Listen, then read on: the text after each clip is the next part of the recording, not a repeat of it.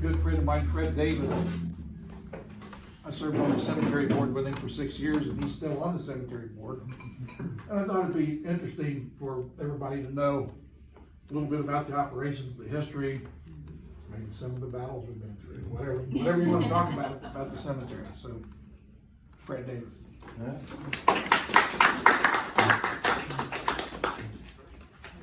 Thank you very much, Dale. I really appreciate being able to be here with you guys. I'll try not to bore you with a lot of details. I did bring some books and pamphlets with me that are free for anybody that wants to take them.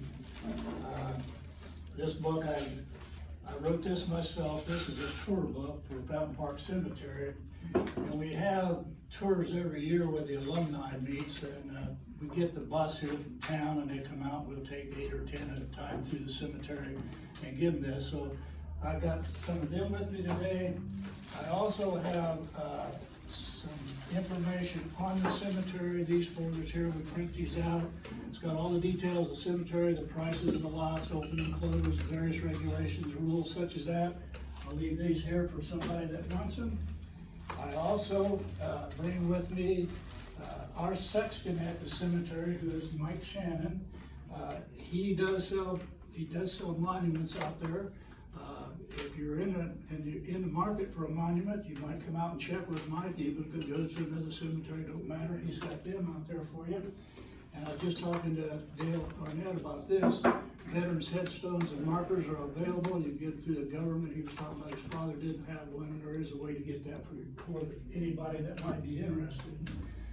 So I'll start with my presentation, and I don't want to bore anybody, but I love Fountain Park Cemetery. It's a hidden gem in town. Before we get there, Dale was talking about how old we are. And I'm getting pretty old now. I'll be 80 next year. So I find out that if you go to the doctor, they tell you that you need to exercise. So the doctor told me, he said, you need to get 5 pound bag of potatoes. And he said, you hold them out like this for a minute. When you do that, he said, you go on up the line. He said, you go to 10 pound, you get with that. He said, when you do that for a minute, you graduate to 20. When you get up to 20 and you get there, which is where I'm at now, then you go back to 5 and you put a potato in each bag and hold it down.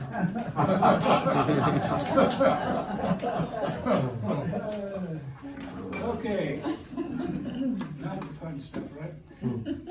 At the cemetery, we have a hidden gem out there.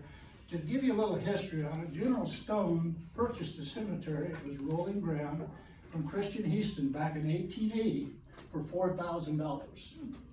And immediately he added with that $400 to survey and plot the ground to get the service and things like we got today.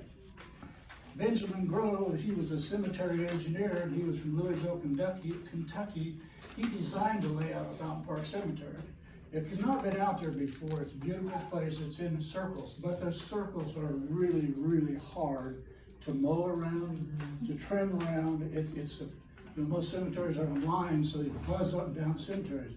A lot of ours is circles. It makes it really hard. General Stone then, after he purchased it, he presented a deed to the land to the Board of Trustees for Winchester, which is called City Council now. And the board then made General Stone, he was the president of the board. H.H. Neff was the vice president of the board, and T.W. Kaiser was the first board of control, on the first board of control. The lot owners from then on, by the rules and regulations, would replace a board member or elect a board member once every year. And each year it's a rotating term, so there's never anybody off that board all at the same time. The original Stone book that laid out, and I did have a copy, it's on the wall out there, it's a pretty thick book that he wrote. Most of it is about rules and regulations of the cemetery. It's real interesting. One of the rules was, it shall be unlawful to drive horses faster than walk through the cemetery. I thought you might like that. In 1931, the city of Winchester, under Mayor Orrin Ross, purchased another 17 acres of land south of Fountain Park Cemetery for $3,400 from the Coates family. Now, Fountain Park Cemetery is 57 acres in size. It's a big place. In 1959, the City Council of Winchester levied a 1-cent tax for Fountain Park Cemetery. It was taken off in 1963 and it does not exist today. We're pretty well self-perpetuating out there. Today's elected board members, if you don't know who they are, the president is Jim Nunes, vice president Fred Davis, recording secretary is Melissa Patterson, and the city of Winchester appoints 2 members, one of which is Janet Windbegler. She's our oldest member on there. She's quite a lot older than I am, I'm not giving her age. And recently Larry Preston, who was on the board, he has some health problems and he resigned. And we got a nice young lady that's on the cemetery board now named Bryn Alberson, and I think she's gonna be really good. I'm glad that we've got somebody on there that's got a lot of hair and it's still colored. We have a full-time sexton, Mike Shannon, and we have a part-time office manager, who is Suzanne Fogelman. And now I'm gonna give you some great details about the cemetery. I've been on the board for several years. Dale was talking, I think, I'm not what term I'm in, but I think I'm going on like 15 years or something like that. We have about 13,000 residents in Fountain Park Cemetery. I call them residents because that's what they are, they're there.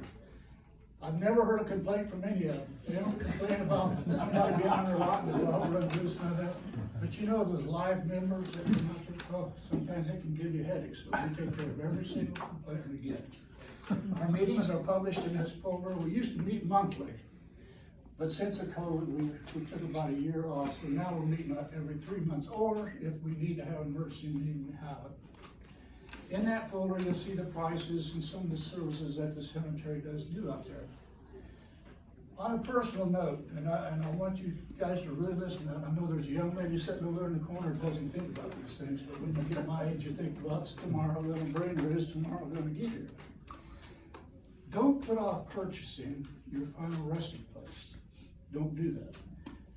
You need to make your plans for whether you're gonna be cremated or whether you're gonna have traditional burial. What cemetery do you want to be in? What funeral home do you want to make your plans with? Or who's going to perform your services? We see so many folks that come in and they're just so distraught about, I wonder if mom like this. I don't know where she'd like to be, if it's here or somewhere else, or what she's doing. Gosh, I wonder what kind of stone they would like. I don't even know what they're doing. So even though this sounds gruesome, cold hard facts, don't put it off. I purchased my lots out there when I got on the board because you had to be on the board to vote. Dale and I were dissatisfied with the way things were going, so we decided we were going to change the operation, so we got on the board. I had purchased my stone, it's a nice stone, and I would think that every one of you should really consider that, because when you put it back on your children after you're gone, it is pure H. I'm telling you, it's horrible for you to have to do that. I'm going to show you a little picture here in a book that I have with me, and I'm doing a project myself now just to kind of explain what this is. It'd be hard for you to see. We had a guy named, let me make sure I get his name right here, Rusty Harris. He took pictures with a drone in the cemetery over every single section out there, okay? I thought, man, that looks really cool. So I took that home and I blowed up the sections. And this is sourced north and south. We have a lot of veterans in our cemetery. We had an issue this year. Bryn Alberson and her husband bought a bunch of flags and wanted to put on the servicemen's graves out there for Memorial Day. Didn't know where it's at. So I decided, since I was old and didn't have nothing else to do, that I'd go out and take pictures of every veteran in the cemetery, their stones. I blowed up these maps, and on these maps, you'll know you can't see them, but there's little red dots on there. And everywhere there's a red dot on these stones, there's a veteran buried there. And to go along with that, I took pictures of every veteran in the cemetery I'm going to. I'm down to section 14 now, I think. There's a lot of veterans out there. It's a big job, takes a lot of time, but you know, I really enjoy it. I think it's good that we can honor our servicemen in that way. Do any of you know what CMOH means? I'll bet you do when I give you the definition. That is Congressional Medal of Honor person, okay? Well, you know, not a lot of cemeteries have Congressional Medal of Honor winners in it, but Fountain Park Cemetery does. His name is Clinton, and I think it's Ladurus Armstrong. He's buried in Section 5. I'll tell you a little something about Clinton. He was awarded the Medal of Bravery at Vicksburg, Mississippi for his participation in Forlorn Hope. It was a divisionary charge to draw fire away from the real planned attack on Stockade Redan. Only unmarried men were allowed to volunteer for this mission, as it was expected none of them would probably return.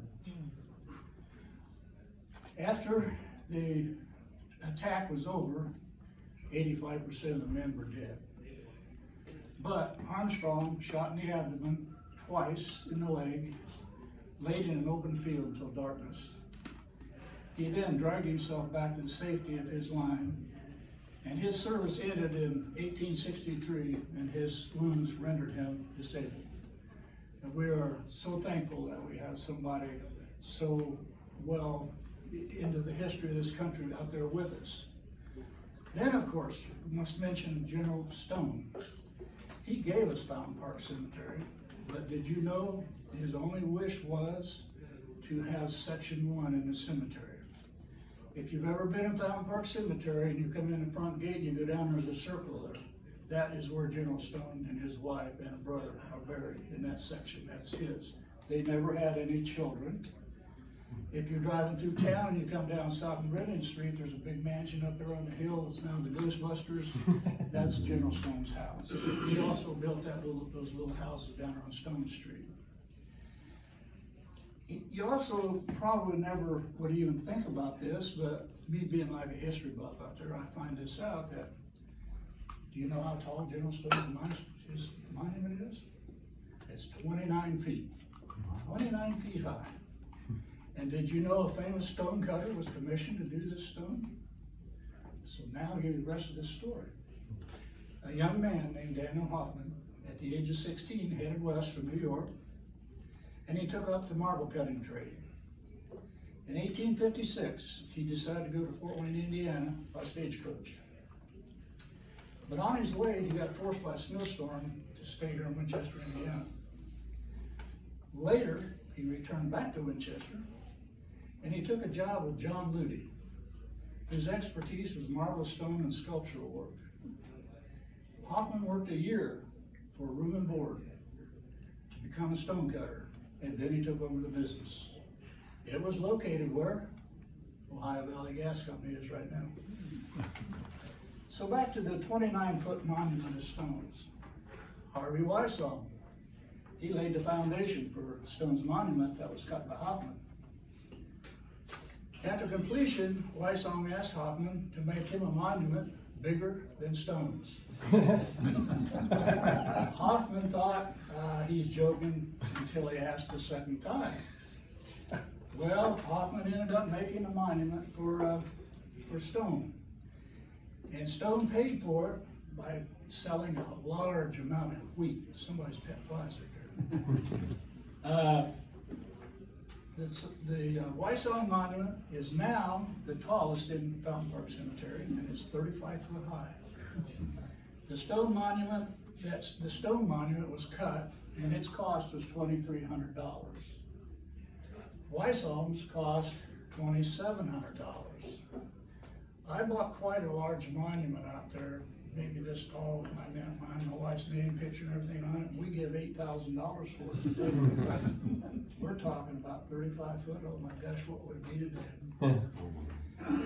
Another interesting monument, as you're out there and you just go around that little circle and you start back and you see a monument right in front of you. That's on the south. That is James Putnam Goodrich. He was a governor of Indiana. He was the 29th governor of Indiana, and he served from 1917 to 1921. And a little side bit about Governor Goodrich. He was a favorite son candidate for president from Indiana in 1920, but he lost to Harding. Now, we'll go to Senator, well, let's go do it different. Section 2, that's right behind the house. Thomas Brown. If you drove in the cemetery, you might see a huge monument as you drive in. There's a lady on top of it, the monument up there, big. Well, Thomas Brown was in there in the Civil War, and he studied law, and he was admitted to the bar in 1849, and he practiced here in Winchester, Indiana. He was a prosecuting attorney in 1855, and he got reelected in 1857 and 1859. He was elected the Secretary of the State Senate in 1861, and then to the Senate in 1863. Then he got elected to Congress, and he served in Congress from 1877 to 1891. Little thing for the record, he had the worst record for attendance in Congress. Do you know why? Think of where Indiana's at and where DC's at. Yeah. No trains, no trucks, no cars, no airplanes. He had to go by horseback or by stagecoach. So if he decided to come home, it's like 2.5, 3 months to get home, 2.5, 3 months to get back. He missed all those sections. So that's the reason he has it. Okay, we go over to section 3, which is just on the east side of the house up there. We have Colonel H.H. Neff, which I told you was the first board member. After his service, he settled here in Winchester, and guess what he done? He published the first paper in Randolph County called the Winchester Patriot. Just something that not a lot of people know about, but he's another one of our fellows that's up there. Go down around Stone Monument to the left, and you'll see another big monument there, and it's Captain William W. Macy. He was in the Iron Brigade of the West. It was one of the real fierce fighting units, but he was also in the Black Hats Brigade, which you may have studied about in school. They were one of the fiercest fighting organizations in the whole war. After he was shot in the head twice, the first time not too bad, second time a little worse, he decided that he would retire, and he settled here in Randolph County. That's in section 3. Okay, I found this out just recently by accident, but I wanted to put it in here because this is interesting. We have a guy right there, right close to Macy, named Joseph Hamilton Houston. Now, probably none of you have ever heard of him. I had never heard of him until I seen his stone out there the other day when I was taking best pictures. He was a world traveler and a native of Anderson, Indiana, but he lived in Winchester. He went by the name Joe Sam Houston. I Googled it, and all I come up with Sam Houston down in Texas. I couldn't find anything on him. I thought, there's something wrong here.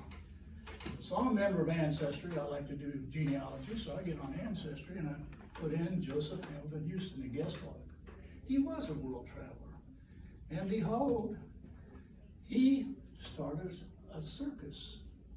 And this is his stone out there. It's just not too far from where Mr. Macy's at. And when I got on history, here's a picture of him with his traveling circus. And this is the giant that he toured with him. His name is, let me get it on here because I'm not real familiar with this yet. Tex Madsen, and supposedly was about 9 foot tall. There's a wealth of information on Ancestry about Mr. Houston. In fact, there's 31 pictures of him on there, which I really was amazed by this. On the back of this, it talks about he lived in California. He had a place out in California where he had a museum type thing set up. But I'll just read you a couple. In fact, I got a newspaper clip from Houston, and this is interesting. He helped organize the Gentry Dog and Pony Show in 1902. With Hugo Floto, formed the Floto Circus. Later, he operated animal shows in the Southwest, in Mexico, and he owned a chimpanzee that starred in several of Tarzan movies. Just a little tidbit. And I thought, gee whiz, he's in Fountain Park Cemetery. This is cool. Nobody knows about this, so I'm going to tell you guys. Okay, the next thing. I did again did a lot of research on this, and it's folklore, okay? It was folklore, put it that way. This story is about baby Eva Mullins. She was the first child of Eli and Mahala Mullins, and she died in 1856. Baby Eva's father built the tower on the original courthouse. Eli's built baby Eva's casket with a glass plate on it to view her. In 1922, Eva was moved from the Easton Cemetery because it got in really bad shape out there, so they moved her to Fountain Park Cemetery. But something eerie happened when she was exhumed. Baby Eva's body was perfectly preserved, and people come from miles around by horse and buggy and everything else, the cars that had them, so they could see her, and she was resting in her lonely iron bed. Folklore is pretty far-fetched. Until 1916, when I came in, I didn't really believe this story, okay? I think it's just family stuff that got passed down. But in 2016, I happened to catch this thing about a cemetery. And baby Miranda Eve was exhumed because they were getting ready to build a brand new building out in San Francisco. And they got into a cemetery. And they found a baby in the cemetery who had a glass case coffin, and there's a picture of her perfectly preserved. And this is in 2016. So my immediate thought was, that's not folklore, that was real. And this has been in the papers and everything else when this happened. So another interesting little tidbit that's out there. Next, we'll go to William Wesley Canada.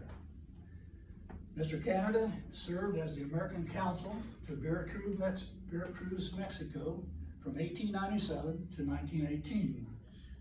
He was shot in the leg during the Felix Diaz uprising. His monument is there in section 2 behind the building. Next thing we got the Iron Vault. It used to be called the Iron Vault. We call it the Crypt now. It's there in section 8. And they stored bodies in there. I walked inside of it before we closed it up, and there was just places in there where you could put a casket in there. I think there was 9 sections. And back before mechanization, we used to dig them graves by hand, and when the ground got that froze up that deep, we couldn't dig them. So they put them in there till spring, and it thawed out. So Jim Nunez got the idea that we should use that building for something else. So we decided that we would open it up, and when we had to buy a centennial, we collected a bunch of time capsules from around the county, put them in I think 3-gallon pails or something, put them inside of there, and they'll be there until 2068. And I'm not looking around for that, but you know, it's something interesting. Then behind that, you probably, if you've been out there, you've seen this big white monument out there. That's called the Mckissaman Family Monument. The Mckissaman people, they are the ones that actually invented the soft sole burial slipper in 1915. Now, you may think that's funny because a lot of people don't get buried with their shoes on today, but back then they opened the casket full length. And if you didn't want to be uncomfortable after you were deceased, you put on a burial slipper instead of a shoe. My dad told me, don't you bury me with my shoes on, I'll come back and kick your butt. But anyhow, of course, when the casket started only opening up halfway down, no need for the slippers, so it went away. But the Mckissamans did have a big, big building over Muncie, a home over there. It's really in disarray now, but that's a part of that family. They originally were from Ridgeville and moved to Winchester. We have another person out there that is called, his name is Earl Bowman Marla. I don't know if any of you recognize the name, but a lot of you are probably churchgoers, and you may have saying, "Are ye able?" Well, it's a very well-known hymn, and Mr. Marlott, he is the one that wrote that, and he's buried in Fountain Park Cemetery. He taught at Boston University and Southern Methodist University of Theology, and he's in section 16, and that's out there by the Brenner Fountain, if you don't know where that's at. Another person that's in our cemetery is Terry Hunsucker. Most of you people should know Terry because, you know, he's in our generation. He really made a lot of difference here in the city of Winchester. He graduated from the high school in '67. He was a driving force, they say, in the establishment of Comfy Paul's, benches on the town square, June Fest, Dickens Christmas on the square, and the county quilt trail, as well as town square cinema. And he's quite a guy. I did get to meet him one time, a long time ago. The last thing I'm gonna bring to you, it's not something that we're proud of, okay, but it's there. And I always bring it up to people because they don't understand all the history that goes on in this county. In 1920, James T Armstrong, he was buried at Fountain Park Cemetery. And Jill Keener brought a photo up here probably about 4 or 5 years ago from Florida. And there was about 10 of us went to the cemetery, and there's a very, very old, it was 1920 photo. And we tried to figure out where all the plots are at out there and all the stones, and we got it around to 2 people. And we got it down to Mr. Armstrong. And he's the one that we believe this picture was taken of, as the group was there. So, when he was buried, the Ku Klux Klan came, and they came up over a hill, they kneeled down, they waited till the services were all over, then they came to the casket before it was lowered in the ground, and they performed their service, and then they just disappeared out the back into the cemetery. And if you think that's unusual, Ku Klux Klan used to come out here to the Speedway and have rallies. And I found this information also. It's a part of our history. It may not be something we're proud of, but it's a part of our history. The last thing I want to do is I ask you that you come up and take some of these pamphlets and flyers and take a look at our cemetery. If there's anything we can do, our office is open from 8 to 12, Monday through Friday. Now, we're going to be doing some construction. We've got together several different grants and fees, and we're going to start redoing the walk, the driveway in the cemetery from the front gate, probably back past General Stone. We're trying to get it back in there as far as we can. We're starting work on it now, and this office may be closed up front, but you can call, or if you need to come out, if you want to get a hold of Mike for some reason, you want to take a look at a stone or a lot or something, he's on call all the time. You can give him a call. His number's in this pamphlet. I thank you all for your attention. I appreciate coming out. I love to do things like this. The cemetery is very important. It's where I'm going to spend the rest of my life one of these days. So thank you all. Thank you, Fred.